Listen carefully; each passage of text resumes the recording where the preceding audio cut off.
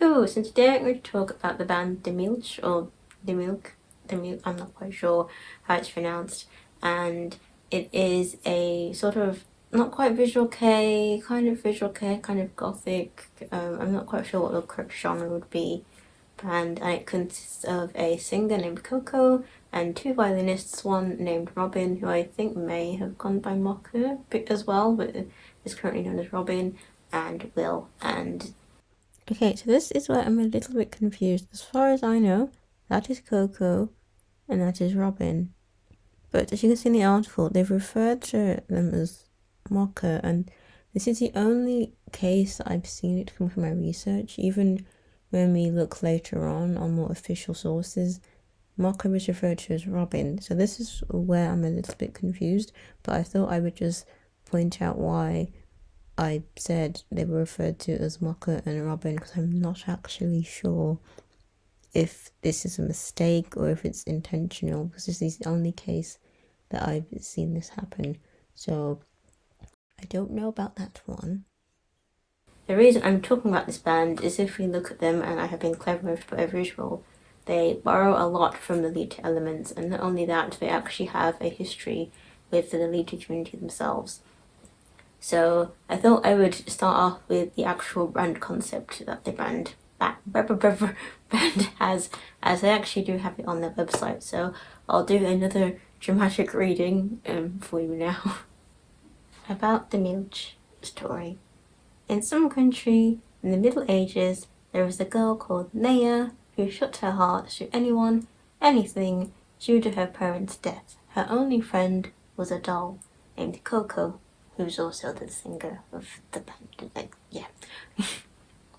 Given by her father, Coco was a magic doll created by a wizard. Coco could turn into a human and sing only for a limited time. She started creating beautiful music with her fellow dolls, wishing to make people happy. The harmony they created became talked about, and the emperor of that time finally got to know it. They were caught up in the storm of the times, and the magic was sealed off. 2012, the magic was unsealed, and the dolls came back to the world to play the beautiful sound.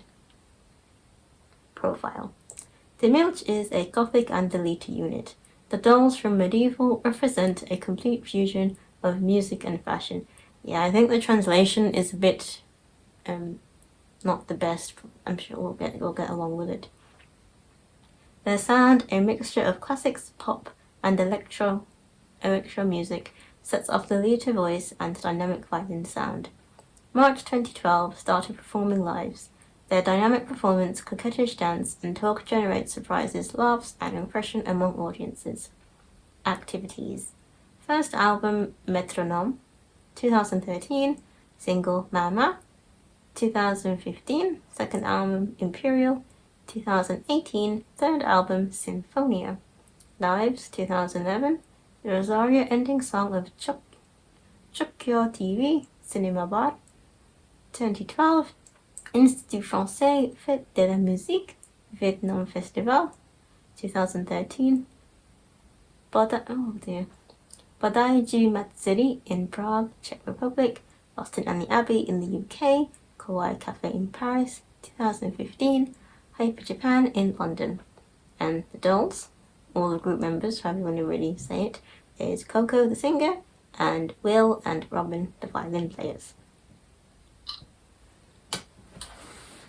So as you can see, they actually do refer to themselves as lolitas, but they also refer to themselves as dolls, and I think there's more of a concept of having a story behind the brand and this fantasy concept and all this kind of things. One thing I found interesting is that they chose the medieval period. As me being nitpicky fashion history nerd, their fashion looks nothing really that medieval.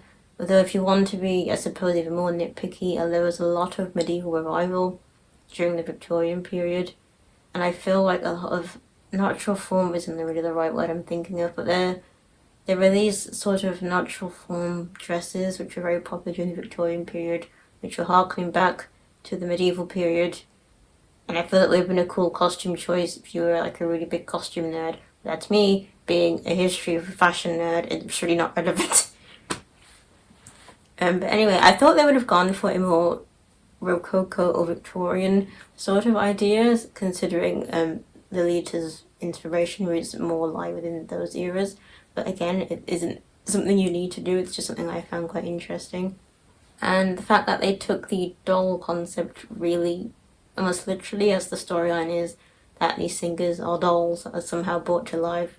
And so pretty much very, dare I say, living doll type idea. I also find it interesting because if you were around in the Lolita sphere in the 2010s, you would probably like the word living doll, and the idea of being a search for dolls was a very contentious thing. If you remember Venus Angelic and her whole idea of being a living doll, and they put her on some documentaries, and she sort of made Lolita fashion look like this really almost like silly, frivolous thing, and it did upset quite a few members in the community. So I find it interesting that a band that has had good relationship with the Lolita community is so very branded on the idea of being dolls, and no one has really had a problem with that. And I personally don't think there's really a problem with it.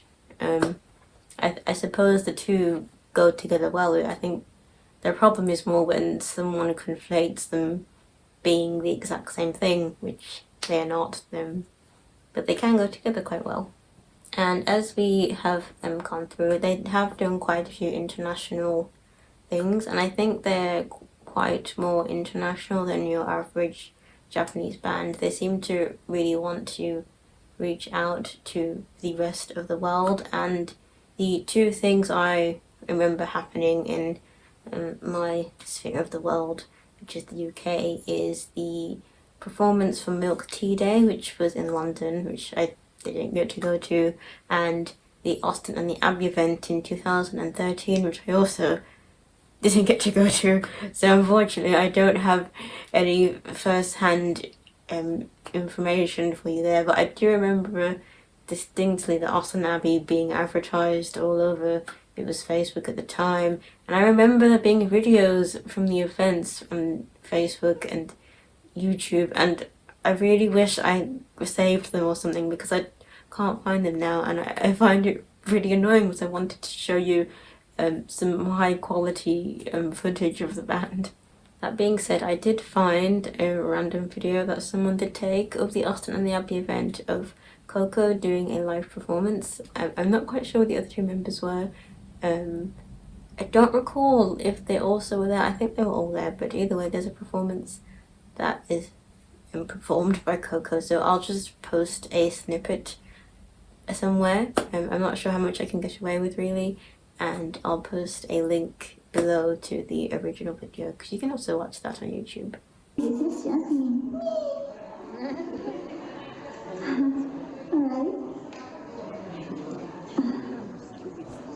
The next song is our original, Will die Milch. You know the meaning in German? Die Milch is the milk. Okay. Please forgive my poor English, but I don't care. I am a doll. Okay, the next song is Rosalia.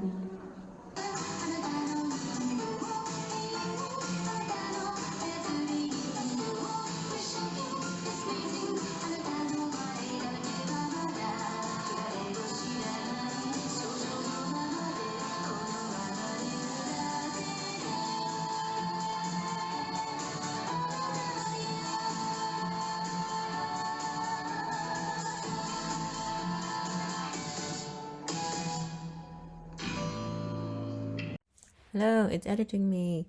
I don't know how I missed this, but the Milch were at Hyper Japan, which is in London in the UK, in 2015, and there was actually a video of them performing at this event online, which I shall link as well. And I have no idea how I missed this because this seems to have been something that should have been significantly easier to find. But I guess that's just me being unhinged and strange. But here it is. I'm sure there's even more I've missed because apparently I'm not very good at researching, so there you go.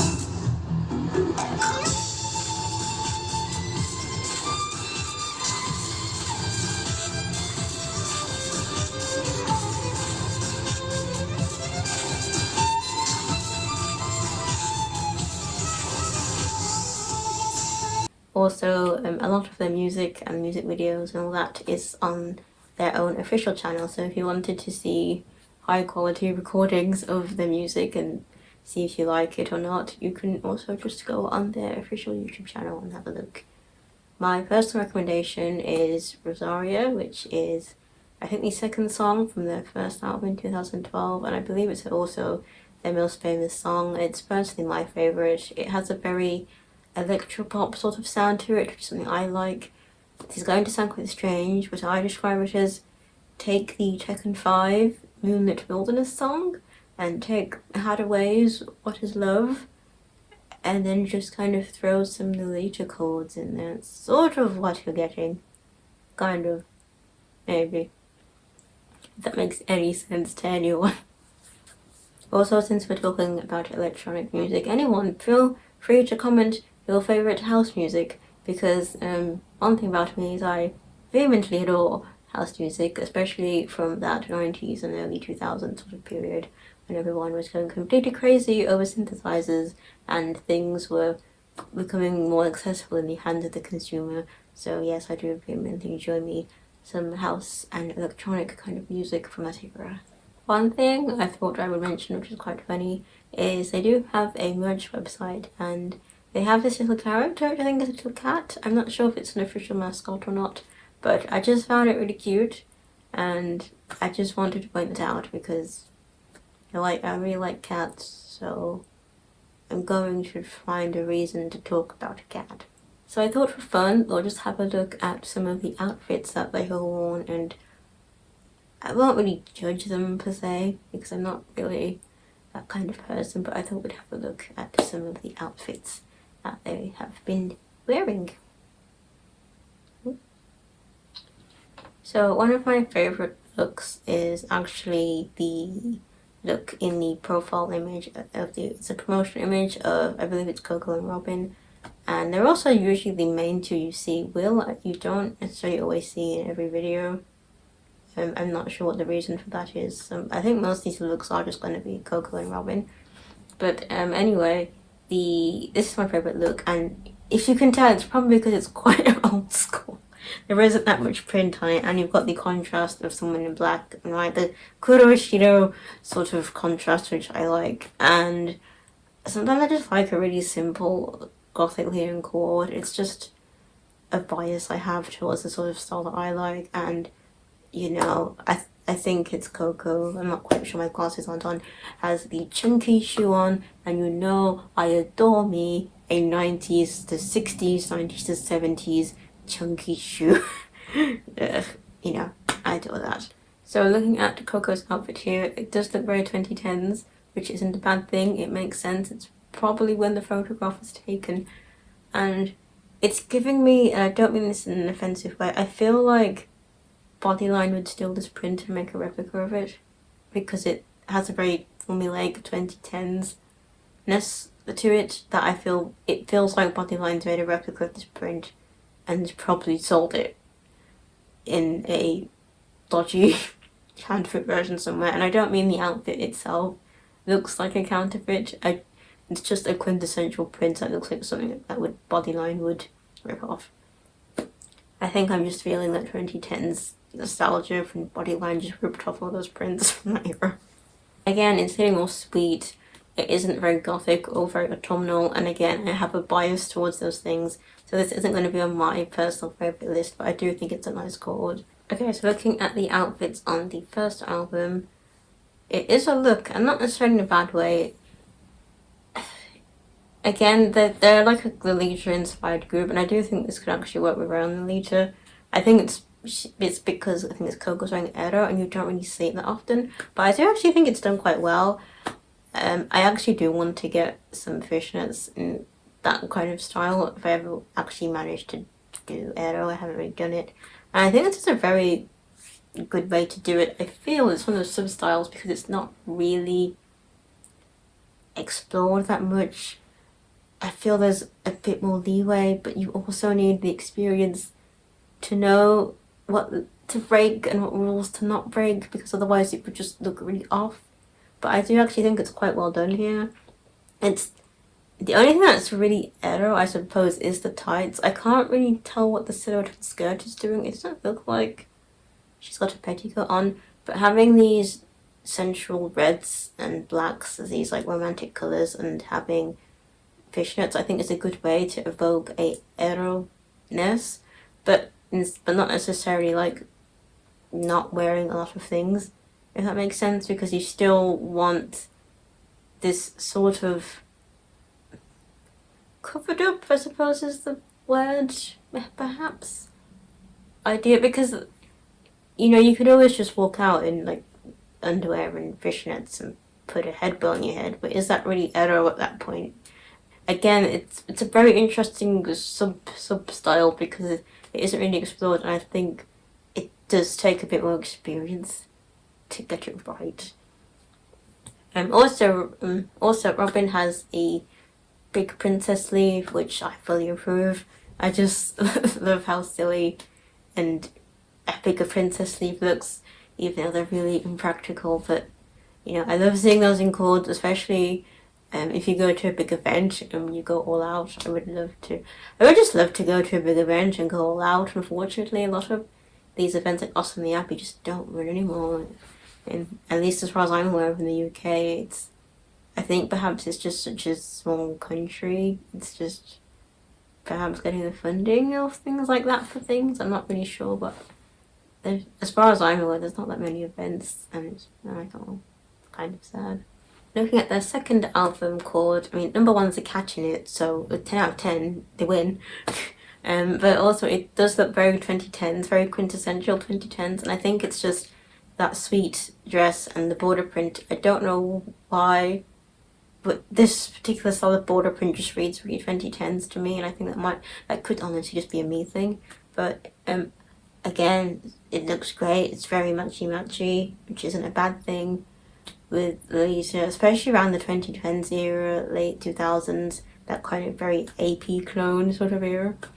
So pretty good. It leans more sweet, going towards that OTT sweet, which again is very popular, so I think it is a good idea to do that. It's just not that gothic, and no, it's not gothic enough, and it's not or classic enough. It's just personal taste. Also, I think it's macarons I've got there. That is just like quintessential like Lolita thing because it's colourful and French, probably. I don't know, but I feel that is like the Lolita dessert. If it's not that, it's like a Victoria sponge and a high tea. You've cut the crust off of the sandwiches, cucumber sandwich thing. So also, yes, very good. The look on the Imperial album, you can't really see it. I just want to note that I love the giant bonnet that Robin is wearing. You don't get to see it all that often in the Lolita, really. It's reserved more again for when you have a grandiose event, because they do stand out quite a lot in the general public, and even more so than when you're already dressed in Lolita. So you don't see them that often, so when I do see them in chords, I do really like them. And in their latest album artwork, for one, Will is here, so that's nice. We've got some OG representation. We don't really see that, do we? Coco's dress is giving me Elizabeth OP. Now, that might just be me being nostalgic for Elizabeth OP, and I'm seeing a dress in white and red, and just being very facetious with my links, but it's giving me Elizabeth OP for some reason. It does also have a very old school look to it. Again, it's not that classic border print, there's just a bunch of bows everywhere. And it's a dress that could lean gothic with the colour scheme, like extremely like super vampire romantic kind of goth in the castle type thing. But I think juxtaposed with Will and Coco, who are in like darker coloured clothing, and the kind of background just being sort of a blue curtain, it does evoke gothicness, but not the stereotypical dark abandoned castle sort of thing. But either way, I do actually really like the OP. I'm not sure which one it is. It might be one that I could make a version of. It doesn't look too hard. I think Robin has a high-waisted on-pier waistline dress, and they've got the cross neckline thing, which I love. I haven't seen them that often. I think it's more of an older thing where they've just got it's normally a square neckline, but it can be anything, and they just do a cross thing and you just tie it around your back, and that's a style I really like, or at least I'm very nostalgic for it. I suppose I think I only have one dress that has that design on, but in recent releases I haven't seen it come back really at all, so I think it's just one of those trends that have died down. But if I do see a dress with it on, I would probably consider getting it. Or let's be honest, I can sew, probably just make a dress that has one on. But again, I mean, the outfit works, red and black, it works. It feels a bit almost like an inverse of the first album, in terms of the sort of colours that they're wearing, which I thought was quite funny. I don't think that's intentional. I think that's me being contrived and facetious and writing many an essay in my youth. I'm still youthful. Many an essay in my time. And Will's outfit is a quintessential OG. It's like a three-piece suit. I think it's a three-piece suit. Anyway, I can't quite see. It's more elevated than, you know, the boyfriend of the Lolita at the meetup who wears like jeans and a waistcoat, or just the one fancy suit that they have. It's a lot more elevated than that. It's a lot more considered. It looks like someone who is like an actual OG and not someone who just is dragged to an event and needs to wear something sort of applicable. And it's something I really like. I think there's a chapeau. Is that a chapeau? Is that a chapeau? I can't tell because it's very pixelated, but I think there's a chapeau or a cravat of some sort of ruffly neck thing, which adds a bit of romantic flavour to the outfit, which is something I quite enjoy. Wow, I really like ruffles. Would have never guessed, you know, at all, or by anything that I'm wearing. And that brings us to today. So I'm not really sure what the band is doing. As far as I know, there hasn't been any sort of announcements of going abroad. Obviously the past few years have made that very difficult. It still kind of does, and it's unfortunately affected a lot of things, so I'm not quite sure what's happening there. But personally, I would like them to come back to the UK. I would like to see them in person. I unfortunately didn't get to in 2013, so I would like that. And I would like them to just be part of the community more. As I did mention, the Lolita community does seem to have diminished fairly quite a bit, at least in terms of big major events. There doesn't really seem to be much of a thing anymore for whatever the reason is. And I would like it to, because I'd like to see bands like the Milch come back. I'd like to see them. I'd like them to interact with the international audience, I suppose. I would just like to see more of this interesting intersection of Lolita and music. It's an interesting subculture, as a lot of subcultures like goth and punk have more established sounds of music, and in some cases focus more on the music than the fashion, whereas Lolita as a subculture is much more fashion first and then the other things after. So music that can be relevant or not is very fluid. You can use pretty much any genre of music. It's a lot more about the fashion and the sort of lifestyle around the band and the image, and that just leaves the door open for so many interesting interpretations. So yeah, please come back to the UK and do an event that I can come to, because I want to come see it live. And that's it for now. If there's anything I missed out in my rudimentary research, feel free to write it in the comments. Just please be nice, please. And yeah, I think that's it for now. Yeah, okay. Bye.